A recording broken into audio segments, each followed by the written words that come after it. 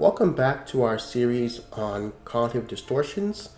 If you're new here or just need a quick refresher, a cognitive distortion is a way of thinking that is skewed, unrealistic, unhelpful, or irrational that tends to lead to negative thoughts and or negative emotions.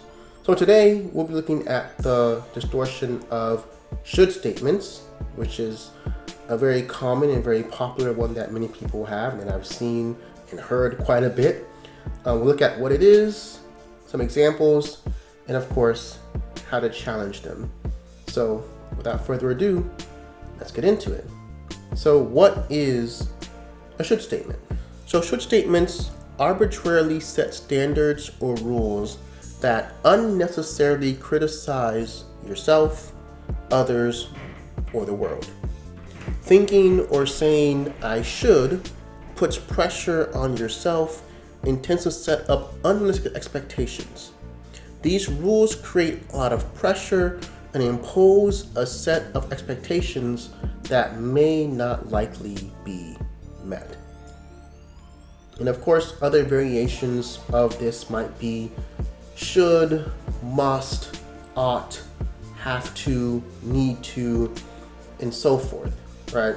Essentially, the idea here is that it really sets a lot of pressure, a lot of unrealistic expectations, a lot of rigid rules that need to be upheld, and this can definitely impact your own perception of self, your own self-esteem, if you feel as if you're not able to live up to such expectations, right?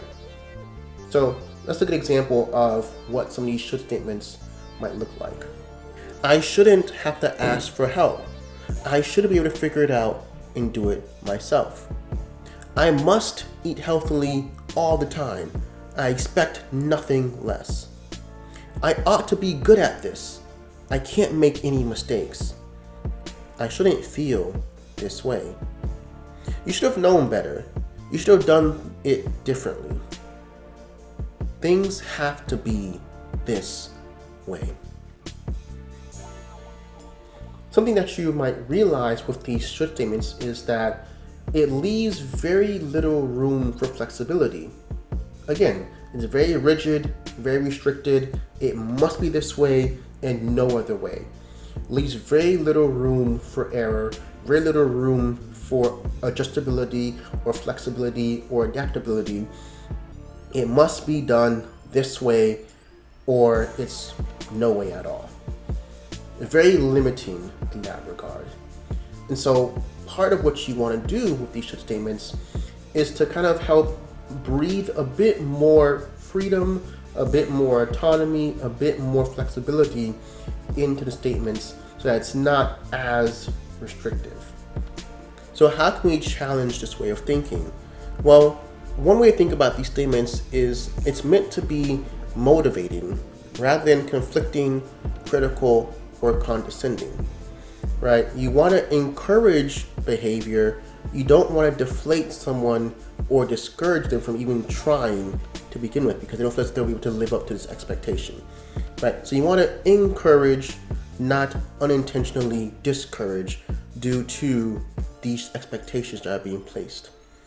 So instead, you can use words like prefer or want or like or whatever other words you can think of instead of should or must or have to or any other variation of that phrase, right? Again, you want to put a little bit more flexibility into things so that it's not as restrictive.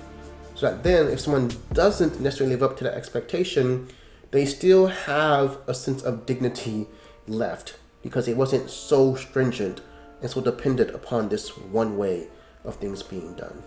So basically, stop masturbating and stop shooting yourself. So how can we do this? So there's some questions that we can ask as well that can help us overcome or at least question these should statements. Am I putting more pressure on myself than appropriate? Am I setting expectations for myself that are almost impossible to meet? Where are these rules and expectations coming from? Because a lot of times, these expectations or standards for living don't even come from within ourselves.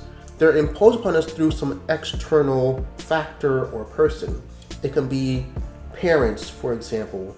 Right? It can be other authority figures, for example, that might tell us this is what you should and should not do. And we take those standards of living and we apply it to ourselves and we internalize it. It may come from culture or society that says, oh, well, men should do this and men should be like that. And we then internalize those things and apply it to ourselves. And so now we have all these expectations that are placed upon us that aren't even really coming from within. They aren't even intrinsically motivated at all. They're all externally imposed. And so ask yourself, where are these shoulds coming from? What's the source? What's the root of where I got this expectation of how I need to live from and how I should be from? And ask yourself also, is this actually a valid should statement? Is this a valid source for the should statement as well? And is it something that is unrealistic or unnecessary for my life? So again, exploring the question of where is this coming from and is it something that is still valid for me personally in my life and how I'm living it. Why should things be this way? Which is another big question to ask, right? If things must be this way, if things should be this way, why? Right? It's not to say that things shouldn't be that way or things must not be that way, but it's simply a question of why. Why should things be this way, right? And if you can't really find a good enough reason as to why things should be that way, maybe it's something that you have not thought through yourself, or something that was given to you or imposed upon you by someone else. If you are going to truly live by a value or a standard, it's something that you have to understand for yourself.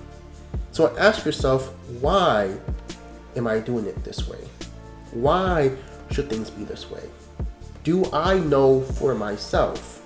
Or am I simply parroting off what I heard someone else say? Am I simply imposing upon myself some external value that I don't truly believe or value myself? Why is this important? Why should things be this way? And can I answer that question for myself? And then lastly, of course, what would be more realistic?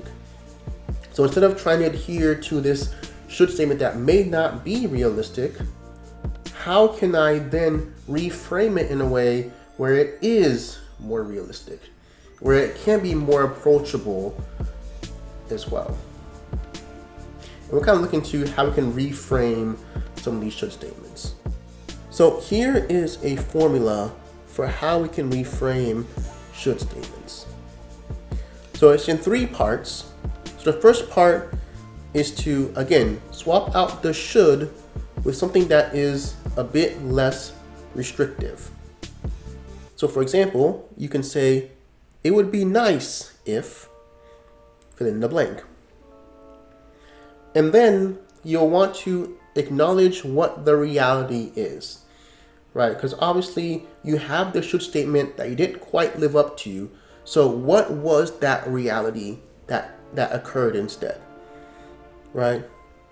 So that's the second statement.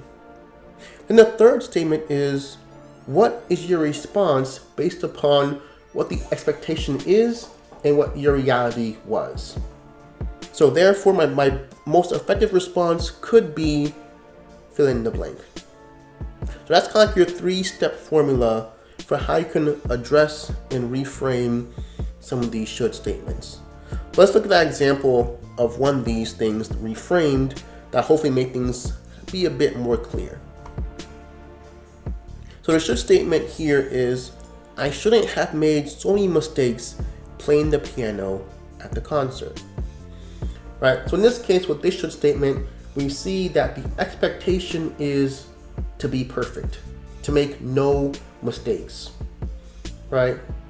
But what was the reality of things? Well, the reality of things was that mistakes were made.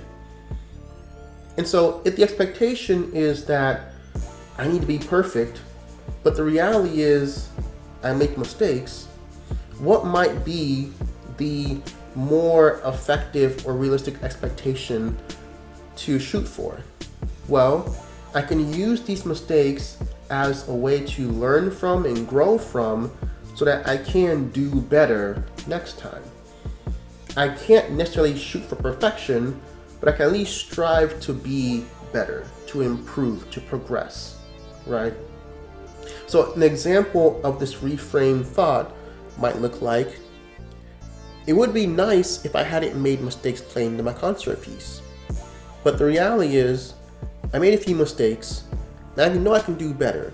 Therefore, my most effective response could be to keep practicing the tough spots until I'm more comfortable with them, right? So we see in this case, because we have kind of stripped away a lot of the restrictive elements of the should statement, we have freed the person up to embrace and accept that they weren't perfect, that they made mistakes, but that they can also learn from them, practice, do better next time, so that they'll be more comfortable and confident approaching things or addressing or playing, in this case, the piano next time around. So yeah, hopefully you found this video helpful to identify should statements and how to challenge them and reframe that way of thinking. And of course, although I am a therapist, I'm not your therapist. And so if you are in need of clinical services, mental health services, please reach out to a clinician that's licensed in your area that can personally walk through your mental health journey alongside you. And as always, all the best.